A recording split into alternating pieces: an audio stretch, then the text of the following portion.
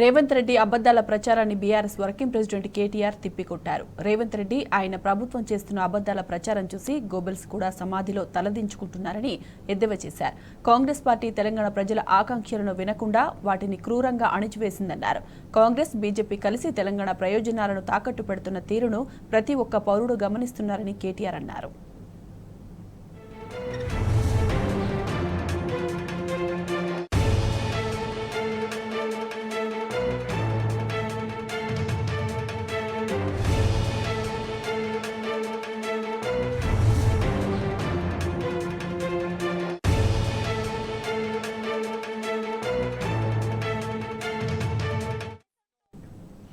BRS పార్టీతో పాటు కేసీఆర్ ప్రభుత్వం తెలంగాణలోని బొగ్గు గనుల అమ్మకాన్ని నిత్యం వ్యతిరేకించిందని కేటీఆర్ గుర్తు చేశారు. అందుకే గత ప్రభుత్వం ఏ రోజు కూడా వేలంలో పాల్గొనలేదని చెప్పారు. కానీ ఈ రోజు కాంగ్రెస్ పార్టీ నిస్సిగ్గుగా వేలంలో పాల్గొని తెలంగాణ ప్రయోజనాలను దెబ్బకొడుతుందని కేటీఆర్ మండిపడ్డారు. గతంలో కేంద్ర ప్రభుత్వం నియంతృత్వ పోకడలతో తెలంగాణ బొగ్గు గనులను వేలం వేసిందన్నారు. కానీ బీఆర్ఎస్ వ్యతిరేకించడంతో ఇప్పటిదాకా తట్టెడు బొగ్గు కూడా ఆ కంపెనీ ఎత్తలేదని తెలిపారు.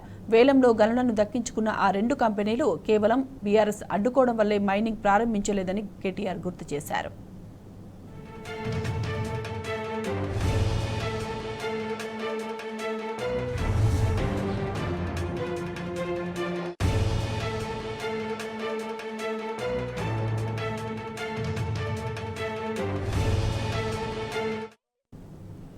తెలంగాణ ప్రజల హక్కులను, ఆస్తులను, వనరులను తాకట్టు పెట్టడంలో కాంగ్రెస్, బీజేపీ ప్రభుత్వాలు తోడు దొంగల్లా వ్యవహరిస్తున్నాయని కేటీఆర్ ఫైర్ అయ్యారు.